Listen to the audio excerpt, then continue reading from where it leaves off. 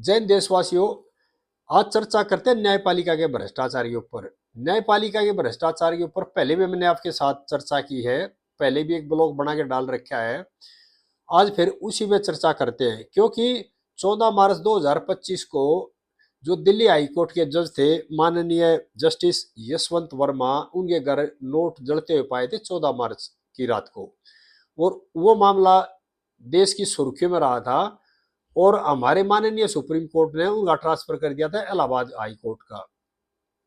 और इसमें कोई एफआईआर दर्ज नहीं हुई थी। सुप्रीम कोर्ट की जो समिति ने है ना, उसने जांच की थी और कई महीने गुजर गए इस मामले को। सुप्रीम कोर्ट की जो समिति ने जांच की थी, उस समिति ने रिपोर्ट दी है। और ये रिपोर्ट के बारे में आज जो 20 जून 2025 का दैनिक जागरण पेज नंबर 1 पर फ्रंट पेज पाई हुई है, ये देख लो। पहले तो जो खबर देख लो, ये है माननीय जज साहब हैं, इनकी खबर आ रही है दैनिक जागरण में पेज नंबर 1 में है, 20 जून ये में। समिति ने क्या रिपोर्ट दी है? जो जांच समिति है ना, जो सुप्रीम कोर्ट ने बनाई थी, 3 हाई कोर्टों जजों ने जो रिपोर्ट दी है समिति में थे, उन्होंने रिपोर्ट दी है पद पर रहने के लायक नहीं है जस्टिस वर्मा, हटाने की जरूरत, यानी ये रिपोर्ट दी है। और समिति ने इसमें जो बयान लिए थे, उसमें कई गवाह ऐसे थे जो कि जज साहब के घर के जो निजी एक तरह से कॉन्फिडेंशियल आदमी थे, वे थे, फायर ब्रिगेड के भी थे, पुलिस कर्मचारी भी थे, इन सब के बयान लिए गए हैं। और इन से सबसे पूछताछ करके, और जो वहां से हार्ड डिस्क मिली नहीं थी उसको खुर्द-बुर्द कर दिया था। और जो गवाहों के बयान से समिति ने ये रिपोर्ट दी है कि भाई ये जस्टिस साहब है ना, ये पद पर रहने के लायक नहीं है। और जो नकदी वाला स्टोर रूम था ना, जस्टिस वर्मा के नियंत्रण में था, ये भी जांच समिति ने रिपोर्ट दी है। ये भी खबर आई है, पेज नंबर 15 है, जो आज का 20 जून 2025 का। ये खबर देख, ये लेकर रखा है, ये देखो भाई, नकदी वाला स्टोर रूम जस्टिस वर्मा के नियंत्रण में था, जांच समिति। ठीक है, यानी कि समिति ने रिपोर्ट दे दी। और इसमें यह भी लिखा हुआ अखबार में कि एक गवाह ने तो है ना ये कहा, जो नोटों का जो ढेर जल रहा था, बोले मैंने अपने जीवन में पहली बार देखे थे नोट जलते हुए, ये जो है मौके का गवाह था। और ये था पुलिसकर्मी और जो फायर ब्रिगेड के जो गवाह थे ना, उन्होंने कहा जी एकदम हमें तो इतना चंबा लगा कि इतने नोट जलते हुए ना अपनी जिंदगी पहली बार देखे हैं। और 64 पन्नों की रिपोर्ट दी गई है। और इसमें जो गवाह हैं वो घर के भी हैं, घर वालों ने इसमें कोई खास समिति को सहयोग नहीं किया और परिवार वालों ने कोई सहयोग नहीं किया। और वर्मा जी ने ये कहा था कि भाई ये जो है मेरे नोट नहीं थे, ना स्टोर पे मेरा नियंत्रण था। यानी देखो देश की जनता को किस तरह के बेवकूफ बना रहे हैं, हमारे घर में स्टोर है, उसका नियंत्रण हमारे पास नहीं है। ऐसा हो सकता है? ये बिल्कुल नहीं हो सकता, क्योंकि जब पकड़े गए तो उस चीज को छुपाते हैं।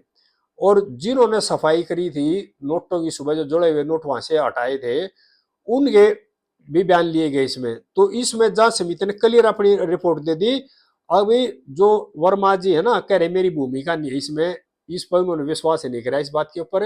और जांच समिति ने रिपोर्ट दे दी, जज जो वर्मा साहब वो इस पद पर रहने के लायक नहीं है। और ये रिपोर्ट लीक होगी, ये रिपोर्ट तो कई दिन पहले दे दी थी। और अब इसमें तो क्या था, जो चीफ जस्टिस ऑफ इंडिया है उन्होंने भारत सरकार को लिखा है भी इसके खिलाफ महाअभियोग चलाया जाए, जजों को हटाया जाए यहाँ से। और अब सरकार इसमें महाभियोग चलाएगी, इसको लाएगी। जो अब मानसून सत्र जो चालू होगा ना संसद में 21 जुलाई को, उसके बाद इसमें लाएगी या केक रही, ये तो संसद का काम और सरकार का काम है। लेकिन मैं देशवासियों से ये कहना चाह रहा हूं, एक आदमी के घर में इतने नोट जलते हुए पाए और वो संविधान की रक्षा करने के पद पर, संवैधानिक पद पर बैठा है, कानूनी रक्षा करने वाले पद पर बैठा हुआ है। और उस आदमी के मामले में अब तक पुलिस ने ना कोई एफआईआर दर्ज करी और जांच समिति की रिपोर्ट भी आली, ना सुप्रीम कोर्ट ने एफआईआर दर्ज करने के लिए चिट्ठी लिखी पुलिस को, ना आदेश दिया और लिख दिया भाई महाभियोग चलाया जाए, इसको पद से हटाया जाए। यानी कि संसद में अगर महाभियोग चलाते हैं और कुछ जो सांसद हैं वो महाभियोग में साथ नहीं देते सरकार का तो फिर नहीं हटेंगे।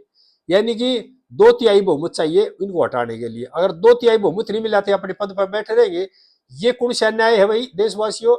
ये कौन सा संविधान में लिखा हुआ है? इस तरह हमारे संविधान में इस तरह कोई जिक्र नहीं है। अभी कोई भी संवैधानिक पद पर बैठा हुआ आदमी इस तरह के अपराध में पाया जाता है तो उसको हटाने का, क्योंकि ये जो प्रक्रिया है ना ये संविधान में नहीं थी, ये प्रक्रिया इन्होंने अपने आप ही कर ली। यानी सुप्रीम कोर्ट ने इस तरह के फैसले कर दिए अपने आप को शील्ड कवर करने के लिए और देश की जनता को गुमराह करने के लिए। सुप्रीम कोर्ट ने एक फैसला दे दिया, उसके बाद ना पुलिस जांच करेगी, खुद ही जांच करेंगे, खुद ही रिपोर्ट देंगे। इस तरह के आदेश अपने आप लागू कर लिए अपने आप को बचाने के लिए, अपने भ्रष्टाचार को ढकने के लिए। और ये जो कई जो जज है ना रिटायर्ड हाई कोर्ट के हैं, उन्होंने भी माना रिटायर्ड जजों ने कि भाई न्यायपालिका में भ्रष्टाचार है। लेकिन क्या है, ईमानदार जजों की जो संख्या कम है, भ्रष्ट जो लोग हैं न्यायाधीश है उनकी संख्या ज्यादा होगी, उनकी बात कोई नहीं सुनता जो ईमानदार न्यायाधीश है। और देश की जनता को मैं ये बताना चाह रहा हूं कि भाई जब संविधान में ऐसा प्रावधान नहीं है, बाद में यानी कि अपनी किताब उसमें कुछ भी लिख लो और बाद में अपने लिए ऐसी एक कवर बना लिया अपने आप को, ऐसा यानी ढक लिया एक तरह से। और भाई ना तो पुलिस जांच कर सकती, ना पुलिस आपके खिलाफ कोई शिकायत ले सकती, ना पुलिस आपके खिलाफ कोई एफआईआर दर्ज कर सकती, ना कोई इन्वेस्टिगेशन एजेंसियों कर सकती। और यानी कि भ्रष्टाचार का आरोप भी हमारे पर लग रहा है, जांच भी हम खुद ही कर रहे हैं। इस तरह का प्रोविजन संविधान में, हिंदुस्तानी संविधान में कहीं नहीं था। और इसी डर के मारे जो संविधान के निर्माता थे डॉक्टर भीमराव अंबेडकर जी, उन्होंने ये बात की थी कि ये जो हमारा संविधान है ना, अगर भ्रष्ट लोगों के हाथ में लग गया तो ये देश के की जनता के लिए भस्मासुर साबित होगा। और यही कारण है, उनको ज्ञान था इस चीज का। आगे जो भ्रष्ट लोगों के हाथ में ये संविधान आ गया तो अपने हिसाब से तोड़ मरोड़ गए इसको और ये देश की जनता का शोषण करेंगे और अपना बचाव करेंगे।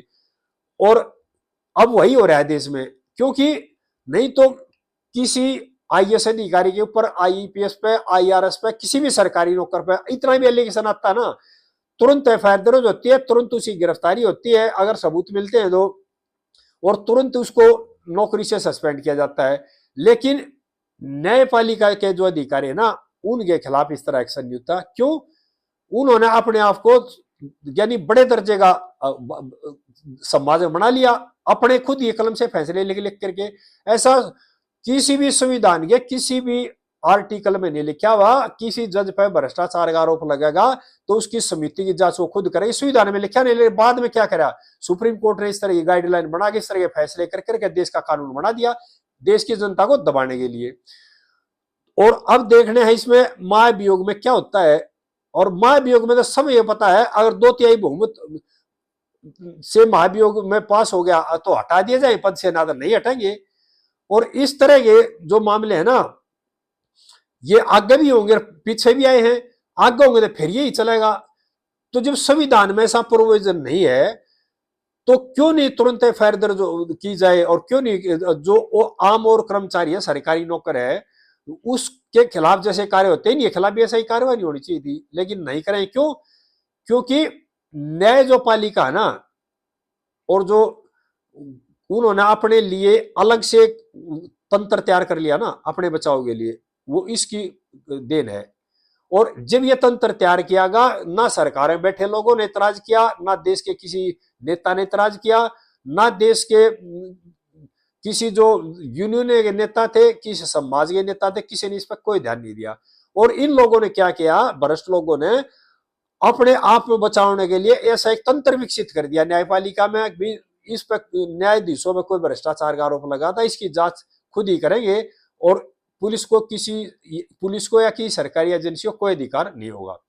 और जबकि जो ईमानदार न्यायाधीश है वो बार बार चिल्ला रहे हैं इस बात के ऊपर, कह रहे हैं कि भाई न्यायपालिका में भ्रष्टाचार है, न्यायपालिका की जो नियुक्तियां ना हाई कोर्ट और सुप्रीम कोर्ट के जज होगी, इसमें भाई भतीजावाद है और इस सिस्टम को, इस व्यवस्था को खत्म किया जाए। लेकिन क्या है, वो अपने बचाव के लिए ना तो संसद की मान रहे, ना किसी कानून की मान रहे, ना संविधान की मान रहे। संविधान में भी ऐसा कहीं नहीं लिखा हुआ है कि हाई कोर्ट के जजों की नियुक्ति और सुप्रीम कोर्ट की जजों की नियुक्ति कोलिजियम से हो गया। ऐसी संविधान में हमारे में कहीं कुछ लिखा। ये व्यवस्था भी खुद जो माननीय न्यायाधीशों ने अपने स्वार्थ के लिए बनाई थी, एक तरह से अपनी व्यवस्था खुद बना रखी है। मेरी देश की जनता से अपील है, इस व्यवस्था के खिलाफ आवाज उठाओ। देश के जितने नेता हैं और जो यूनियन के नेता है, जो जो जो बन रहे हैं ना किसानों के नेता, किसानों के मसीहा बन रहे हैं, अपने आप को कह रहे हैं, उन लोगों से मेरी प्रार्थना ये मुद्दा है उठाने का। जब गांव का गरीब का खेत खलिहानों में पढ़ने वाला बच्चा परीक्षा देकर अपनी काबिलियता के आधार पर इन पदों पर जाकर बैठेगा, जब देश की जनता को न्याय मिलेगा, जब देश में सुशासन आएगा। नहीं तो क्या होगा, देश में दो व्यवस्था होगी, एक तरह से बड़े लोगों की व्यवस्था अलग है, गरीबों की व्यवस्था अलग है। सभी देशवासियों से प्रार्थना, इस वीडियो को ज्यादा से ज्यादा शेयर करें और मेरे चैनल को सब्सक्राइब करें। इस तरह की बातें फिर भाइयों के साथ शेयर करता रहूंगा। जय देशवासियों।